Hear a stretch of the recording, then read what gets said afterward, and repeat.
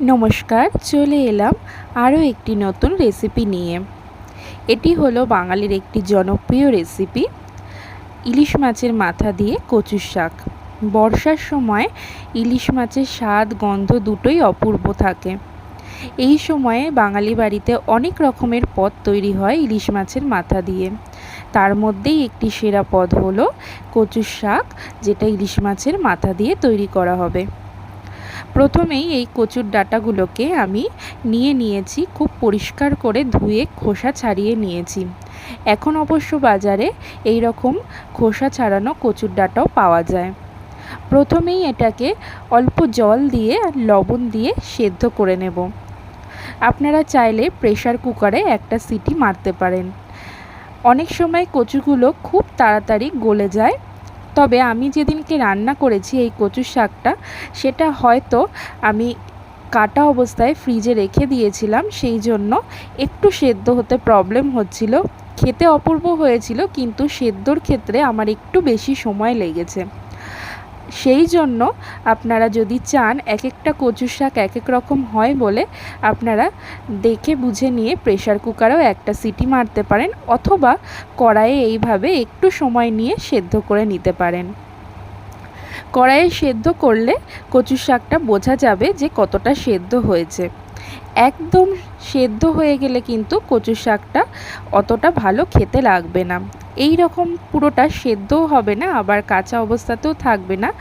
সেই রকম অবস্থাতে কচুর শাকগুলো ছেঁকে তুলে নিয়ে এরকম একটা ফুটো ফুটো বাটি বা থালার মধ্যে জল ঝরতে দিয়ে দিতে হবে।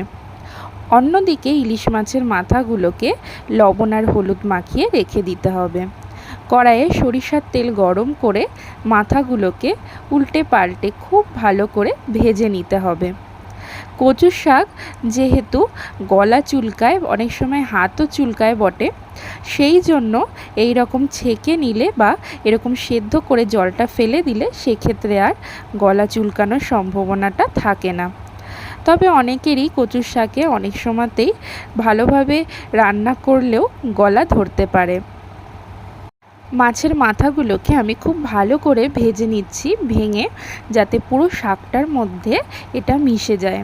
এরপর ওই একই তেলে আমি দিয়ে দিলাম কাঁচা লঙ্কা আর শুকনো লঙ্কা ফোড়ন, আর দিয়ে দিলাম একটু কালো জিরে। কালো জিরে এই মাছের মাথার সঙ্গে কচু শাকটাতে গন্ধটা আরও সুন্দর করে দেবে। এই ফোড়নগুলো দিলে কচুর শাকটা খেতে খুব ভালো লাগে। আর ইলিশ মাছে খুব বেশি মশলা বা ফোড়নের প্রয়োজন হয় না। ফোড়নগুলো দেওয়ার পরে হালকা একটু ভেজে নিয়ে এর মধ্যে ভাপানো কচুর শাকটাকে দিয়ে দিলাম। খুব ভালো করে এবারে ভাজা ভাজা করে নিতে হবে। এই সময়তেও সামান্য একটু জল বেরোতে পারে, কারণ যতই জল ঝরানো থাকুক তবুও একটু লবণ দিলেই এর মধ্যে থেকে আরও একটু জল বের হবে। তারপরে আমি পরিমাণ মতন হলুদ দিয়ে দিলাম। এরপর খুব ভালো করে আমি এটাকে নাড়তে থাকব। ভালোভাবে ভাজা হয়ে গেলে আবারও আমি এটাকে ঢাকা চাপা দিয়ে দেব। ঢাকা চাপা দিয়ে আমি এটাকে 10 মিনিট মতন রান্না করব। ঢাকাটা খুলে দেখুন অনেকটাই জল বেরিয়েছে। এই জলটাকে আমাকে কড়াইয়ে পুরোটাই শুকিয়ে নিতে হবে। কচুর শাকের মধ্যে কিন্তু জল থাকলে কচুর শাকটা জল জলে খেতে লাগবে, তাই জন্য পুরো কচুর শাকের জলটাকে কিন্তু আমাদের কড়াইয়ের মধ্যেই শুকিয়ে নিতে হবে। আমি এর মধ্যে মাছের মাথাগুলোকে ভালো করে মিশিয়ে নিচ্ছি, যাতে কচুর শাকের মধ্যে মাছের মাথাটা খুব ভালো করে মিশে যায় এবং খেতে খুব ভালো লাগে।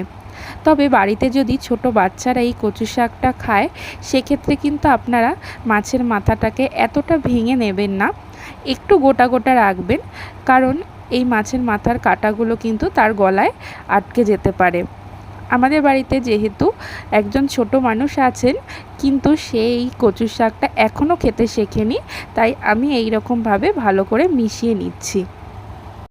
সে শুধু কচুর শাকই নয়, ইলিশ মাছও এখনও ভালো করে খেতে পারে না, একদমই ছোট, সেই জন্য। যাই হোক, এর মধ্যে আমি পরিমাণ মতন মিষ্টি দিয়ে নিলাম। কচুর শাক একটু মিষ্টি মিষ্টি খেতে ভালো লাগে, তাই এর মধ্যে আমি চিনিটাকে মিশিয়ে নিলাম। তারপরে আমি আবারও খুব ভালো করে এটাকে নাড়াচাড়া করে নিচ্ছি এবং যতক্ষণ পর্যন্ত এর মধ্যে জল থাকবে ততক্ষণ পর্যন্ত আমি কড়াইয়ে এটাকে শুকিয়ে নেব। আমি খুব ভালো করে নাড়াচাড়া করে নিয়েছি এবং আমার তরকারিটা প্রায় রেডি হয়ে গেছে। তবে আমি যেহেতু ফ্রিজে বললাম না প্রথমেই যে রেখেছিলাম, সেই জন্য আমার কচুগুলো একদম মিহি হয়ে যায়নি। আপনারা যদি কেউ জানেন যে ফ্রিজে কচু রাখলে এরকম একটু শক্ত হয়ে যায় কি না, তাহলে আমাকে কমেন্টে অবশ্যই জানাবেন। তবে খেতে কিন্তু অপূর্ব হয়েছিল। আপনাদের ভিডিওটি ভালো লাগলে লাইক করে দেবেন, পেজটির পাশে থাকবেন। ধন্যবাদ পুরো ভিডিওটি দেখার জন্য।